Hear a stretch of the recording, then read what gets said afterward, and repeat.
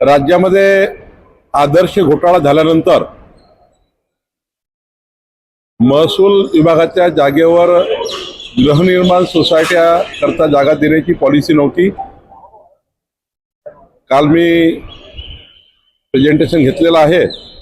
लवकरच राज्यामध्ये नवीन गृहनिर्माण संस्थांना महसूलच्या जागा देऊन त्याकरता ही पॉलिसी आता आम्ही मंत्रिमंडळासमोर आणतो आहे। या पॉलिसीमुळे या महाराष्ट्रातील जास्तीत जास्त जनतेला स्वस्त घरं मिळतील असा एक निर्णय आम्ही घेतलेला आहे। आणि सोबतच ज्या जुन्या गृहनिर्माण संस्था आहे आणि ज्यांचं डीम कन्व्हेन्स झालं असेल त्यांचं 7/12 प्रॉपर्टी कार्डमध्ये नाव आणणे हा निर्णय आम्ही घेतलेला आहे।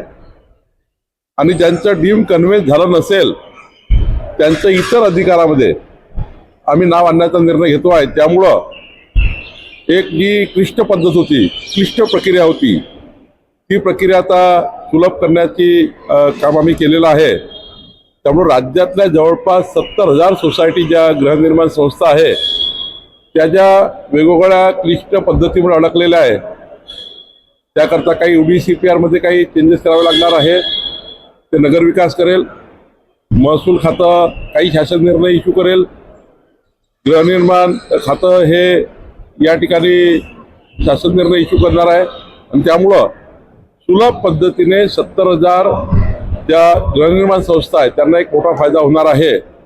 लवकरच या राज्यामध्ये स्वयं पुनर्विकासाचं धोरण येत आहे। एखादी सोसायटी असेल त्या सोसायटीला स्वयं पुनर्विकास करायचा असेल तर त्यांना सुद्धा आता स्वयं पुनर्विकास करता येतो। याकरता आमचे मुख्यमंत्री देवेंद्र फडणवीसजींनी जी सूचना दिली होती, आमचे प्रवीण दरेकरजींनी याच्यावर खूप काम केलेलं आहे, संजय केळकरजींनी काम केलं आहे। आणि त्यामुळं एक चांगला एक स्वस्त घरं आणि प्रत्येकाला घर, सर्वांसाठी घरे ही योजना राबवण्याकरता आम्हाला आता याच्यामध्ये खूप फायदा होणार आहे। महसूल खात्याने पुढाकार घेतलेला आहे आणि त्यामुळं या राज्यातले सर्वच गृहनिर्माण सोसायटीचे आता मार्ग मोकळे झाले आहेत। राज्यामध्ये अनेक सहकारी कारखाने असेल, सहकारी संस्था आहे त्या बंद पडलेल्या आहेत, मात्र त्यांनी वर्षानुवर्ष जमीन होल्ड करून ठेवलेली आहे, तर त्या जमिनी परत घेण्यासाठी काही सरकार विचार करत आहे? होय, आम्ही हा विचार करतो आहे।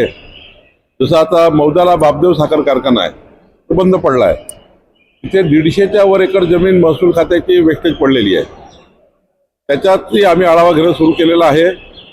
आणि मला वाटतं की महसूल खात्याच्या ज्या सहकारी साखर कारखान्यात जमीन दिल्या होत्या आणि ते कारखाना बंद पडले त्या जमिनीसुद्धा त्याबद्दलच्या जे काही अटी शर्ती होत्या, काही ठिकाणी शर्तभंग झालेल्या आहेत, त्या सर्व तपासून त्या जागा महसूल खात्याच्या माध्यमातून पुन्हा एकदा चांगल्या पद्धतीने उद्योगावर डेव्हलप करता येतील का, त्यांना अजून चांगल्या पद्धतीने त्याचा वापर करता येईल का याचाही विचार सरकार करत आहे।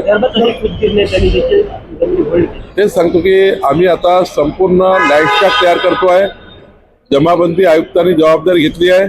या राज्यात जेवढ्या गव्हर्नमेंट लँड महाराष्ट्र शासनाच्या होत्या, आम्ही ज्या ठिकाणी लीजवर दिलेल्या होत्या, काही इनामात पट्ट्याने दिलेल्या जागा आहेत, त्या सर्व जागा साखर कारखाना असेल, सूतगिरण्या असेल, उद्योगांना दिल्या असतील, त्या सर्व जागा त्या ठिकाणी शासनाकडे परत घेऊन त्या जागेच्या माध्यमातून आपण पुन्हा नवीन डेव्हलपमेंट किंवा नवीन उद्योगाला चालना देता येईल का याचा विचार शासन करत आहे। हो, लाडके बहीण नंतर आता उच्च शिक्षण घेणाऱ्या विद्यार्थिनींना पॉकेट मनी देण्याचा प्रस्ताव आहे, तर त्याचा गैरवापर जर विद्यार्थिनींनी केला तर सरकार जबाबदारी घेणार का, असं आम्ही ठरवलं। असं आहे की आता हा विचार प्रायमरी आहे, त्याच्यावर सर्व चर्चा होईल, व्यवस्थेच्याबद्दल सर्व विचार केला जाईल, नंतर जशी पॉलिसी येईल। कोर्टामध्ये सुनावणी सुरू आहे शिवसेनेबाबत। शिवसेनेचे जे वकील आहे काम ठाकरे गटाचे ते म्हणते की आम्हाला चिन्ह द्यायचं नसेल तर चिन्ह वोट हा शिंदेंना देऊ नका। असं आहे की आता ही सर्व कायदेशीर लढाई आहे। सुप्रीम कोर्टामध्ये जेव्हा दोन्ही बाजू मांडल्या जात आहे तेव्हा सुप्रीम कोर्ट योग्य निर्णय घेतील, त्या निर्णयावर मी काही बोलणे तर त्यावर काय मी टिप्पणी करणे योग्य नाही। राजस्थानला जाऊन आले, एक जबाबदारी आहे तिथली, काय झालं नाही? राजस्थानमध्ये 10 महानगरपालिकेची जबाबदारी माझ्याकडे आहे। 10 महानगरपालिकेच्या निवडणुका आहेत, 319 नगर परिषदेच्या निवडणुका आहेत। 10ही नगरपालिकेमध्ये मी प्रवास करणार आहे, 10ही महानगरपालिकेत मी प्रवास करणार आहे. आम्ही एक आता टीमही तयार केली आहे. प्रत्येक महानगरपालिकेत एक महाराष्ट्राचे 30-40 प्रवासी कार्यकर्ते जाणार आहेत. राजस्थान प्रकोष्ठाचे प्रमुख पदाधिकारी महाराष्ट्रात आहे, जे राजस्थानचे मुख्य कार्यकर्ते महाराष्ट्रात वेगळ्या व्यवसायाकरता काम करतात, तेही सुद्धा राहणार आहे.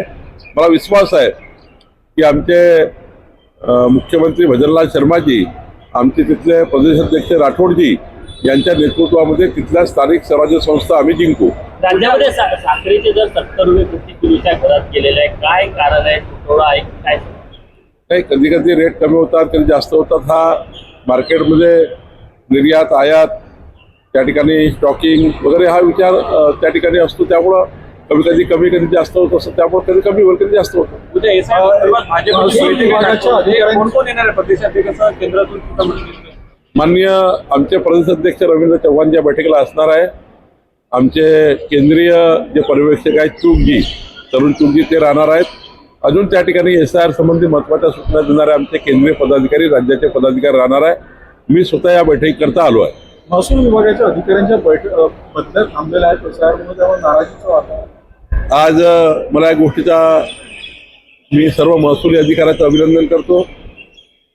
आज जवळपास 40च्या वर तहसीलदार डेप्युटी कलेक्टरच्या प्रमोशनात झालेले आहेत. दाखला नेमका आता येईल. आणि 22 नायब तहसीलदारला तहसीलदारची पदोन्नती मिळालेली आहे. आता ते आदेश निघालेले आहे. तहसीलदारला डेप्युटी कलेक्टर प्रमोशन आणि नायब तहसीलदारला तहसीलदार प्रमोशन हे आता तातडीनं करण्याचा आम्ही मागच्या 1.5 वर्षात निर्णय घेतला. जवळपास विचार केला, या राज्यामध्ये आतापर्यंत या 1.5 वर्षामध्ये 950 अधिकारी कर्मचाऱ्याचे प्रमोशन आम्ही केले आणि मोठ्या प्रमाणावर बदल या ठिकाणी करण्याचा प्रयत्न आम्ही करतो आहे. त्यांचे प्रमोशन करण्याचा प्रयत्न करतो आहे. त्यांच्या हक्काचे संपूर्ण अधिकार जे आहेत कर्मचाऱ्याच्या अधिकाऱ्याच्या, ते आम्ही त्या ठिकाणी त्यांना देण्याचा पूर्ण प्रयत्न करतो आहे. आमच्या कार्यकाळामध्ये महसुली अधिकाऱ्यांचे जे प्रमोशन मागच्या 20 वर्षापासून थांबले होते, ते आता सर्व प्रमोशन आम्ही पूर्ण केले आहेत. तो हिंदी में राजस्थान के बारे में पाऊस नाही, गेले 15 दिवस झाले पाऊस नाही. हवामान विभाग म्हणते की पुढच्या 8-10 दिवस पाऊस येण्याची शक्यता नाही. गंभीर स्थिती आहे. खरीपाचे पिकं जे आहे ते रोगराई सुरू झालेली आहे. पिकं उत्पादनावरही परिणाम होऊ शकतो. होणारच आहे परिणाम. त्यामुळं थोडं जरा गंभीर परिस्थिती आहे.